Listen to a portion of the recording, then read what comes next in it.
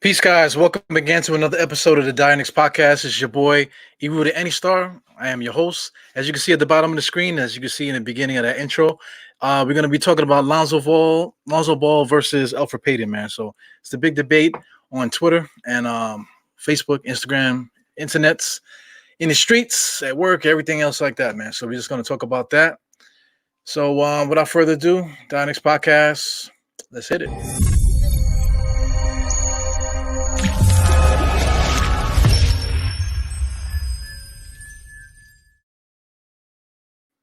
Yeah, before we get started, man, I gotta put up my sponsors, man. I'm being sponsored by Manscaped, manscaped.com. You get 20% off by using promo code DieHard plus 20. And you can also get free shipping with that as well. So let me put this on the screen real quick. That's the code and stuff like that. So like I said, I'm being sponsored by Manscaped, man. So Manscaped actually contact me with the information. And it's been good so far, man. They sent me this care package here with a bunch of different things. I'm actually wearing the boxes right now, TMI. And we got this little razor. The razor for me is actually probably like one of the better razors that I've ever used. Not necessarily using it on your head. Like if you try to use those type of razors on anything else, like your chest, armpits, and stuff like that, it just doesn't work, man. So if you are into that, if you're into male grooming and stuff like that, this is definitely the razor to get. So go to manscaped.com, use promo code DieHard20 to get 20% off and free shipping. All right, so we got that out the way. Let's get into the topic at hand, man. We are talking about Lonzo Ball and Elfrid Payton. So, I mean, everyone's complaining about it. I feel like people have been talking about Lonzo Ball for the last couple of years or so. Ever since he came into the league, we wanted to tank to get him. We ended up getting whoever we got, to get him, whatever. We've still been trying to get a point guard. And right now, he's in the Pelicans. Everyone felt like we should have went a little bit harder to try to trade for him when he was at the Lakers. But I mean, he's with the Pelicans now, and he's actually on the trading block. It's not something that like the Knicks are trying to get him. There's a few teams trying to get him because the Pelicans don't want him. There is a reason for that, man. So we're gonna get into it. But how do I start? Where do you start at first, man? So at first, let's just get the age out the way, right? So Elfrid Payton is 26 years old. We'll just put that up. Elfrid Payton is 26 years old, and it seems to be a big deal that Lonzo Ball is younger at 23. Excuse me. Once you get over 21 and start getting a couple years in the NBA, that age don't really matter, man. Now you guys are just basically peers. So I'm gonna put Lonzo Ball's stuff up there. Lonzo Ball is 23. He was drafted in when was he drafted? 2017 draft. You can pull all that stuff up for now. 2017 draft.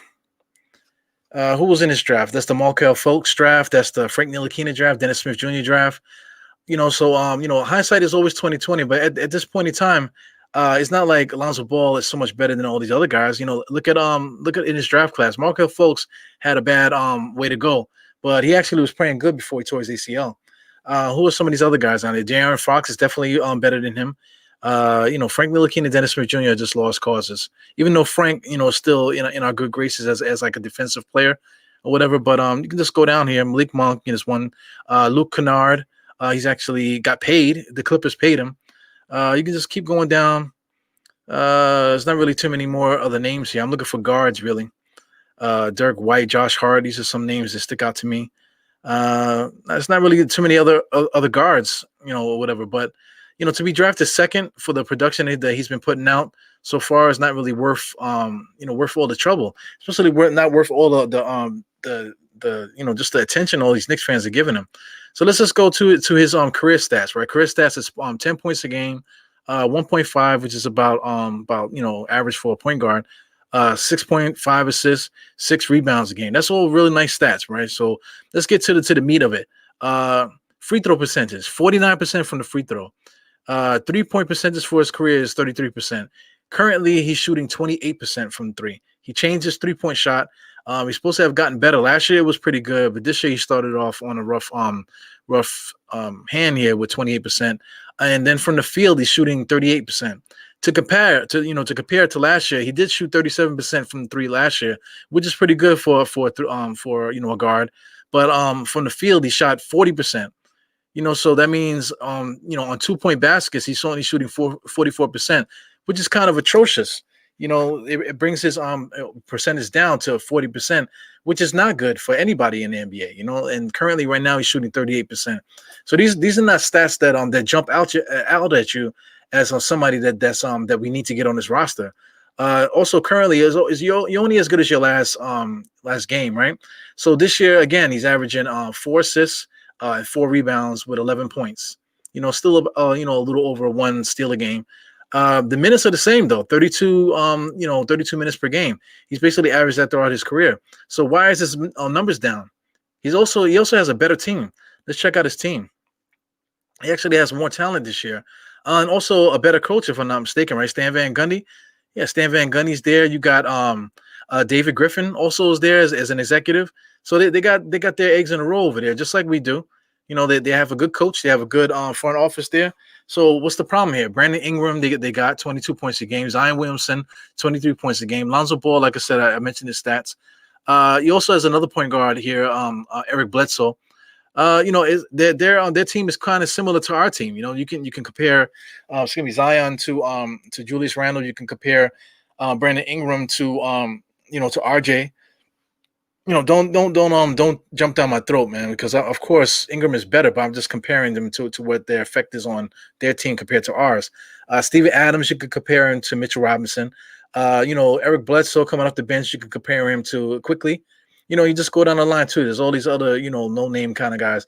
RJ Redick, you could compare him to, what's the name, Rivers at this point, because Redick is just not. He's getting old. He's 36, so his value is a little bit lower than normal. 31% from three, 34% from the field. So he's on his way out the NBA. So you could stand up next to Rivers. So let's just start with the whole elephant in the room thing. We'll get rid of this Elfrid Payton board here. And we'll talk about Elfrid Payton. I'm gonna get Elfrid Payton's I clicked the wrong thing. We're gonna put Elfrid Payton's stats here now. Elfrid Payton, because it is a valid argument here, because everyone seems to want this player, but once I pull it up for you for the Elfrid Payton stats, you'll see the difference is not so cut and dry here. Like I said, he's 26 years old. He's not from Los Angeles. He's from Louisiana. Louisiana doesn't jump out as a place where great basketball players come from. I guess you can mention, Shaq. Was Shaq staying there? Was he living there? If I'm not mistaken. I'm not sure, but I know definitely Karl Malone was from down there. Some other players I can't remember that are from Louisiana, but they're not known as a hotbed for basketball. So we could just go into his career stats, just like we did with Ball. 11 points, 6 assists, 4 rebounds, 1.3 3 steals. Those are all comparable to Lonzo Ball, right? Get into his free throws. Free throws percentage is about 62%. 3-point percentage is about 290. Lonzo was able to increase his 3-point percentage, but it definitely dropped this year. So that is a valid comparison there. As far as field goal percentage for his career is 45%. 45% is decent for a point guard. So Elfrid Payton has always been able to keep his field goal percentage decent, for his career. Let's get into this year. This year he's averaging actually 13 points a game. His steals are down 0.7. His assists are also down 4 assists and 4 rebounds. Free throws is 68%. What else we got here? 3-point percentage is 31%. That's actually, kind of like about what he does for his career. 29% from for his career. He's a little bit better. He's I don't know about him putting up more, but he's basically doing the same thing he's been doing his whole career. He just can't shoot threes. This season he's right about his average at 44% from the field. He's averaging less minutes, compared to Lonzo. But Elfrid Payton has always averaged 29. Averaged 29 minutes a game for his career. So, to go back into his career, there's a couple seasons where he averaged 6, some 7 assist games, years I'm talking about. Steals is about right for a point guard. His rebounds always have been about 4 and 5. Elfrid Payton hasn't been a slouch, man, as much as everyone keeps complaining. As far as winning, Lonzo hasn't won. He didn't win with LA really, and then he hasn't won with the Pelicans. So these players are similar to the fact that they're not bringing winning to their teams, despite the reputation of Alonzo, Ball being a better passer and stuff like that. So I mean, that's all relative because Elfrid Payton statistically he's always been a great passer, and he has the numbers to show. So like I said, you could talk about Orlando, you could talk about Phoenix, New Orleans, and the Knicks, but Lonzo Ball in his short career has already been on two teams, and he hasn't brought any winning, to that situation either. You know what I'm saying? So it is what it is, man. What I'm gonna do is I wanted to put up some highlights here, but I accidentally X'd it out. So give me a second, man. I'm gonna pull up some Lonzo Ball highlights. The thing with Lonzo Ball, right, is that his jump shot had to be reconfigured. So he was shooting from his pocket before up. Now he's shooting more in his face, but he's still kind of just like, shooting the way that Frank Ntilikina was shooting before. Frank Ntilikina was able to fix his jump shot.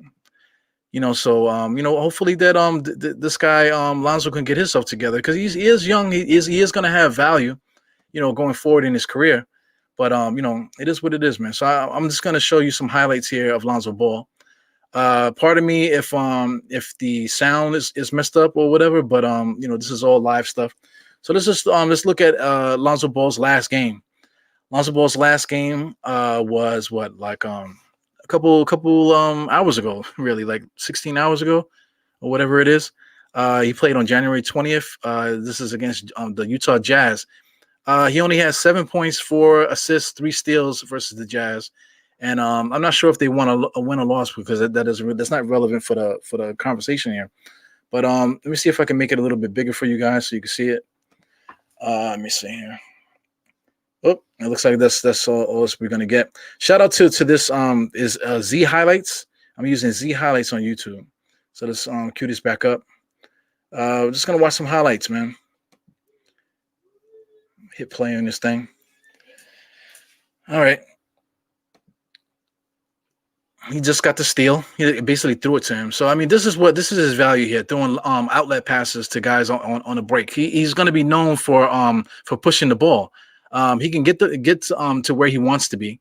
He makes crisp passes or whatever. To me, nothing really flashy. They was comparing him to Jason Kidd. I didn't really see that because Jason Kidd was an amazing passer.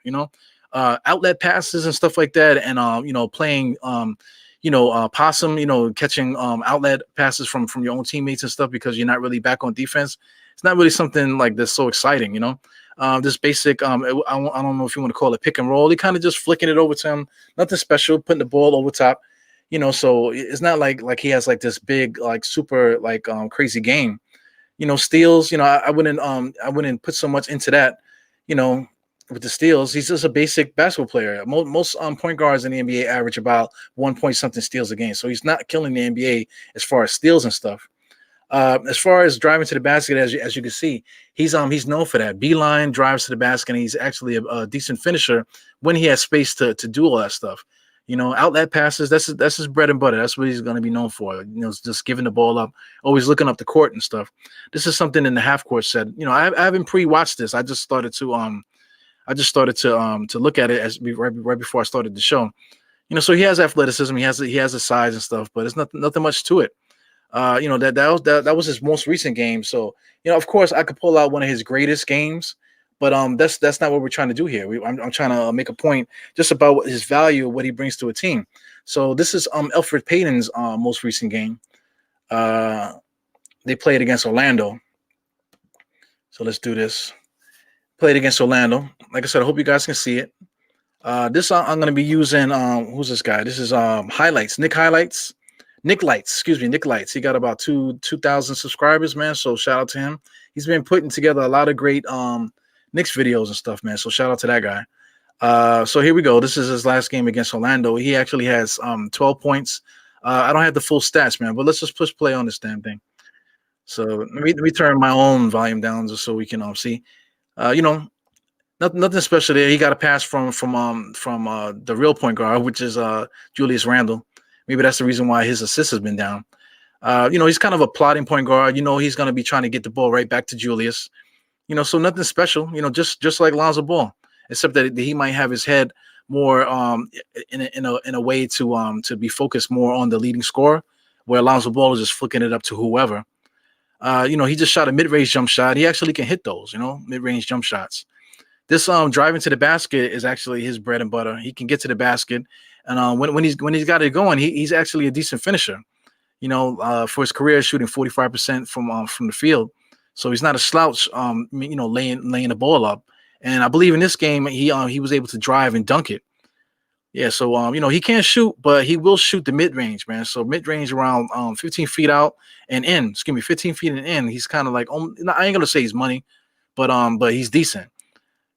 Giving the ball. This is basic stuff. The guy came around. The defense is kind of stuck in space, handed it off to Bullock, and Bullock was able to shoot it in rhythm. Nothing special. This is the play right here. Little razzle dazzle, and a little teardrop kind of dunk that he did there. The bench was loved that. My man Theo Pinson. It actually was a good move right here. Nice and slick. Kind of surprised the defense, and he kind of just went in there nice and smooth. Then it didn't really explode. Like Lonzo would explode. Lonzo would have pounded that ball. But if it goes in, what's the difference? Basic pass, nothing behind the back, nothing flashy. Just as soon as you get to the spot, pass it to the open man, or pass it to the leading scorer, which is Randall. Here we go. Here, he's not going to shoot that three. He's going to drive. Take contact. He's good at getting to the foul line as well. So he's going to absorb contact. He has an NBA ready body, strong dude. Like I said, nothing really special about it. So my question to you guys is, what's the hoopla between the two players? Like why is everyone willing to give up second round picks and players that we have to get Lonzo Ball? What is the draw? Like I said, you can't say that it has to do with them being younger, because it's only 3 years. 23 years old. Just like Elfrid Payton is 26. In 3 years, Lonzo Ball could be out the league, because Elfrid Payton is almost out the league. The Knicks gave him a shot to still be here. But in 3 years, if Lonzo Ball is still putting up the same kind of stats, that he's going to be looking at the same thing as Elfrid Payton, and be looking on the outside, looking into this NBA.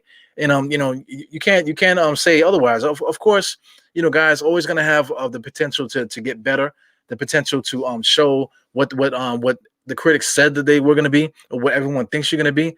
But sometimes you're just not going to be that guy. You're not going to be that person.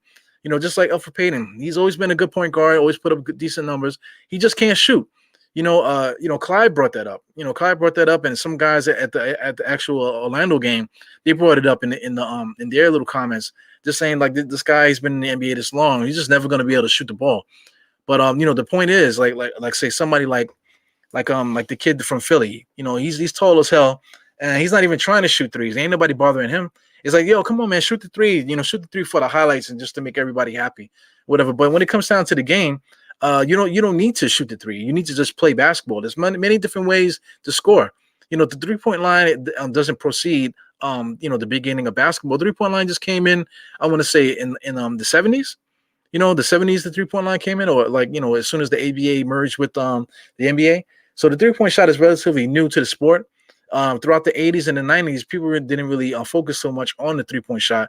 It was just more like a situational type of thing. You were a specialist. Now everybody's shooting threes, so it makes it seem like the 3-point shot is so important. It's not really so important. It's just that the fact that the teams are just copying off of what Golden State did because of Stephen Curry. Meanwhile, D'Antoni has been doing this style with Phoenix. He tried to do it with the Knicks, and they were saying that you can't win with that style. But D'Antoni is still coaching. He was coaching with Houston, and he was shooting record number threes to the point where they took out power forwards and centers and put small forwards out there. They attempted to play with basically no center. They traded their center they just paid to Atlanta, and they were out there playing with 6'5" guys, playing center and power forward, and they were just chucking threes, and they weren't able to win that way.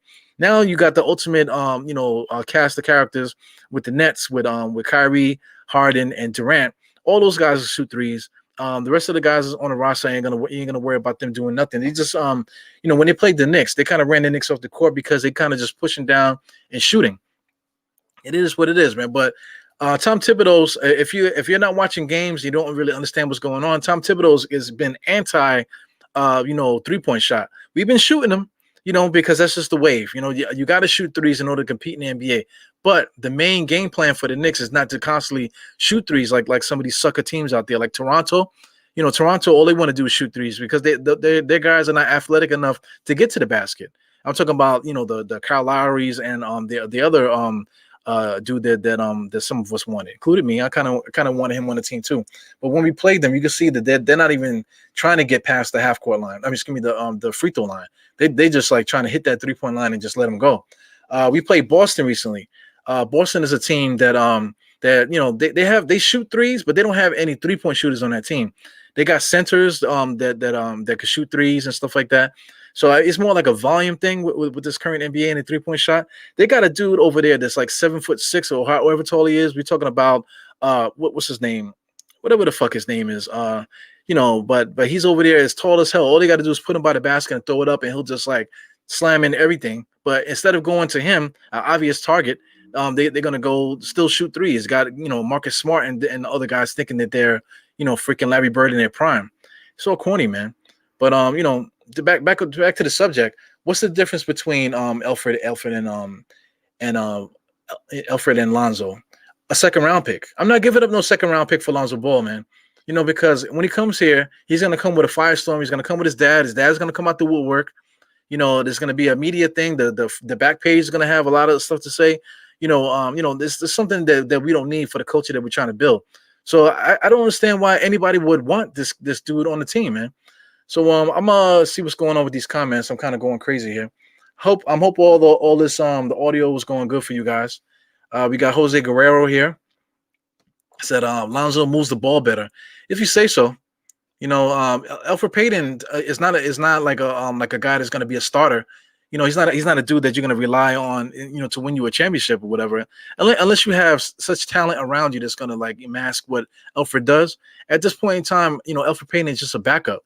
So I'm looking at Elfrid as a backup. Nobody's looking at him as a long-term starter. So Lonzo moves the ball better. All right, sounds good, man. But the ball's going to come back to you, and you're going to have to do something. Just because he's athletic and he can get over the rim to dunk, what's the difference between what Elfrid does? Elfrid does the same exact thing. Elfrid can get to the basket just as good as Lonzo can. It's not like Lonzo does it so much better. Yeah, man. But I wouldn't trade for him. Facts. Okay, I got you. Just throwing out there for the conversation purposes. We got Josh Rivera's here. Lonzo is garbage. Yeah, he's not garbage. He's a good basketball player, but when it's all said and done, he's still trying to work on his jump shot. He might just, like I said, earlier, he might end up just being Elfrid Payton. He might end up, as a guy that's looking like for a job, signing for $5 million, hoping that somebody will pick him up. Elfrid is better. It's all subjective. I'm making this show just to have that conversation, because I know guys are talking about it and arguing about it on Twitter and stuff. I was looking at it today. But it's all relative, man. One thing I don't want to do, I don't want to like get so excited about these stars. Oh, Lonzo Ball, yeah, we need to get that guy. Because like subliminally, you're just like, yo, Lonzo Ball is a name that and it brings excitement to you. But it does that necessarily make you a better basketball team? And like, who are you rooting for? Are you rooting for the star? Or are you rooting for the team? Getting stars it might attract stars. Okay, cool. But also winning basketball and playing good is going to get you to get some better players too, man. So we got Brian Fisher here. What's up, Brian? Zoe doesn't move the needle, man. He doesn't. He's like I just pointed all the stats, watch some highlights and stuff like that. The guys are basically the same player. We're just talking about 3-year difference. And like I said, in 3 years, Lonzo might not even be in the NBA. Elfrid Payton, he might be retired in 3 years or whatever. I don't know. You never know.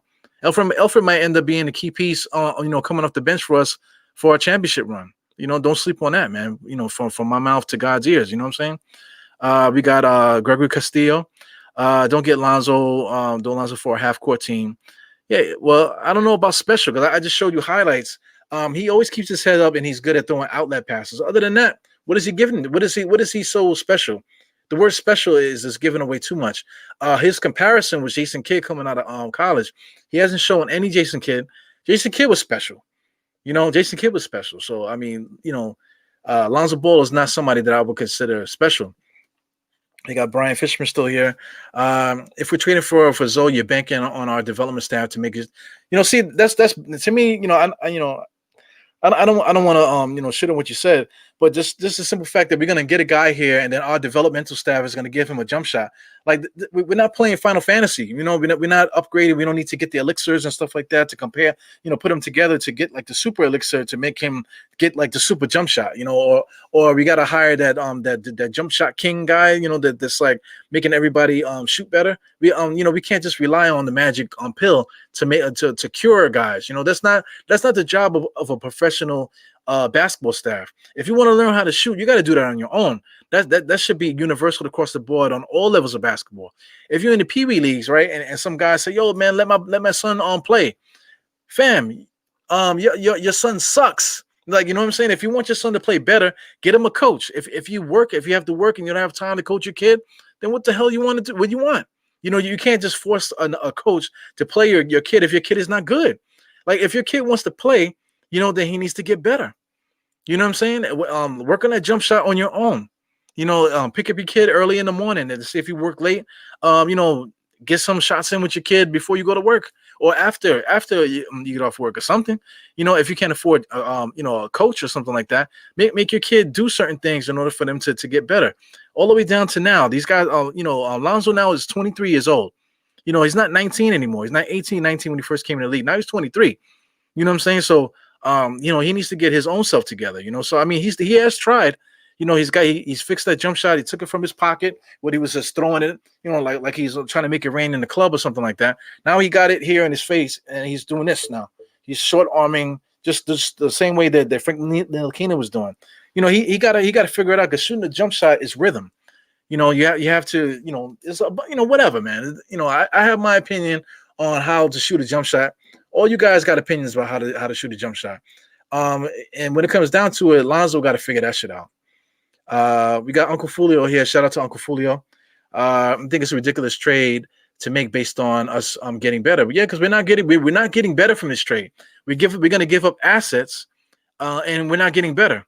I'd rather just keep Elfrid Payton. Elfrid Payton is actually starting for us. A couple games he had 20 something points. Where he actually led us to wins. Elfrid Payton actually put us on his back a couple times this season to get some wins. And that's not exaggerating. I mean that's not exaggerating. You know what I'm saying? We got UBG here. Knicks shouldn't trade for Ball. Yep, I get that. We got some more comments here. I'm trying to get to it. Once again, shout out to UBG. He's going crazy here. It ain't worth the assets. Straight like that. It's just not worth the assets. It's not worth the headache either. Because like I said, his dad is gonna come. He's waiting. Pause. He's waiting for his guys to get to a major market.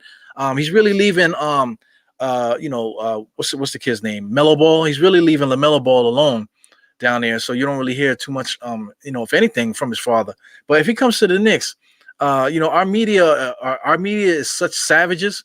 They're going to be, waiting for him and baiting him and hoping that he will say something.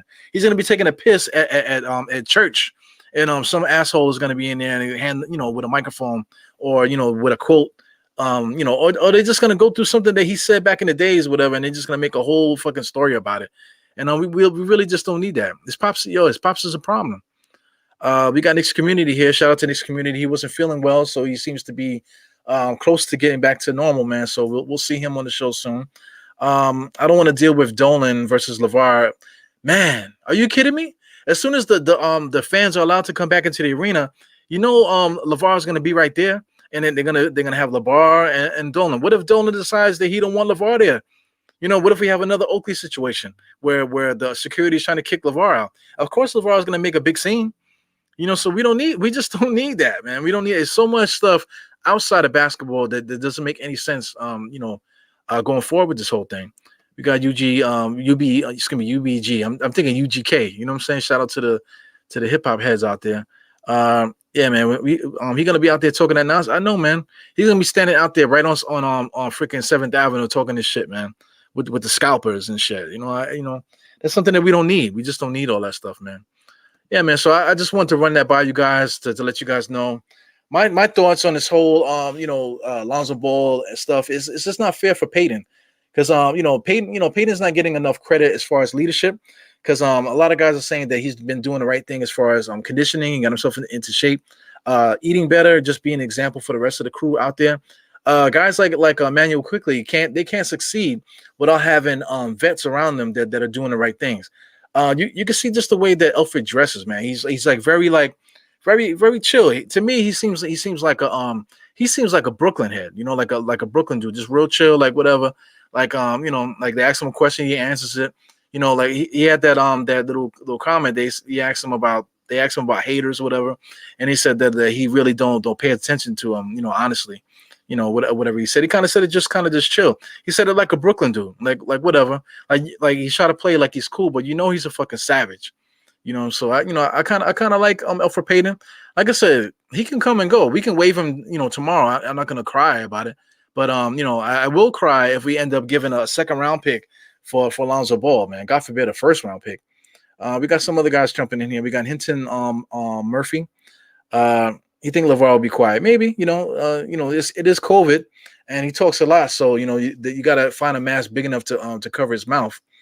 So he might be quiet, man. He might be pinged by the freaking CDC or whatever it is. The freaking did I say CDC? CDC is has to do with radio and stuff like that.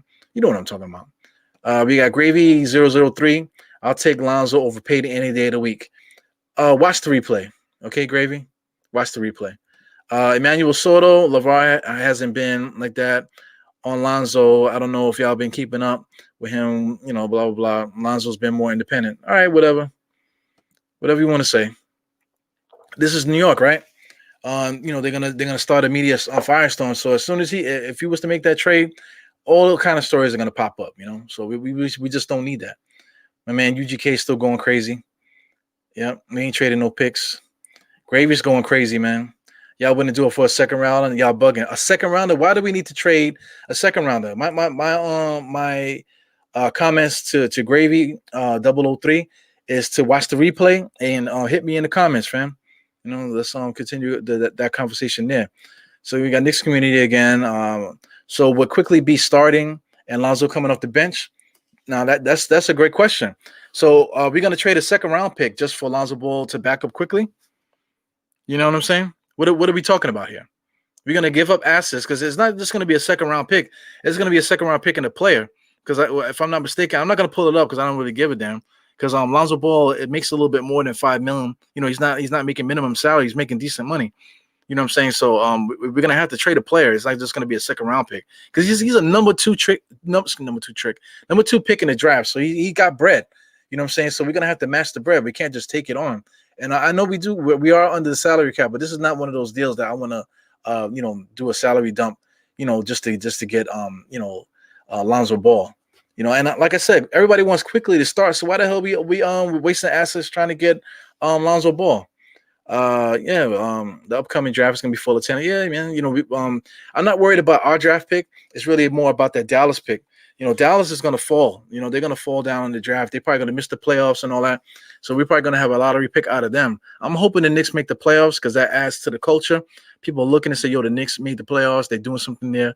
Let Dallas pick give us a high draft pick. You know what I'm saying? Quickly is better than Lonzo. Yep. Let's see what Gravy's saying. I've been saying to trade for Lonzo for months. Yeah, like yo, Mr. Gravy, man. Gravy, shout out to you. You got to watch the beginning of this podcast because I talked all about that in the beginning. We got Josh Rivera here. The juice ain't worth I love it. I love that, man. The juice is ain't worth the squeeze, my man. Woo. What else we got here? My man UBG. Yep. UGK, man. I'm gonna go play some UGK after this, man. International Players Anthem or something like that. Yeah, that man pick is gonna be a steal, man. Yo, wouldn't it be funny if the Knicks make the playoffs, right? And everybody's gonna be complaining about a draft pick, and people are gonna forget the fact that we got Dallas's pick and watch Dallas pick, end up being a top 5 pick or even better. How funny would that be? Then we'll have we'll be in the playoffs, still gonna get a draft pick, sub lottery, and then end up getting a top 5 pick with Dallas's pick. It's crazy because it's not protected. You know what I'm saying? We're due for some good luck, man. UBG still talking. Yeah, it's all good stuff here. Look at this stuff, guys. Lonzo got handled. Nobody on the Knicks got handles quickly a little. Okay. So anyway, I had posted a highlight earlier. I compared Elfrid's highlight to Lonzo's highlight. It's nothing really else to talk about there. This community is still going crazy here. Yeah, Aiden, you're going nuts, man, with LiAngelo. LiAngelo, we're gonna it's gonna be like, front page news if he walks past the Apple store, man. You know what I'm saying? It's gonna Amber Alerts are gonna be popping like crazy. Anyway, this your boy Ewu the Any Star, host of the Dynex podcast. For those that came in late, especially my man Gravy, they're still going crazy here, talking about some crazy stuff here. Watch the replay. You can find out everything that I said about that and see if you agree and meet me in the comments, man. So as you do it on the show, put 4 fingers to the forehead, tucking that thumb, because you could break your fucking thumb, and salute. That's what you do when you see a diehard. Ewu out. I'll catch you guys on the next one, man. We got one more. My man Theseus Thomas. What's good, man? Die Hard Knicks. All right. Peace, guys. Have a good night.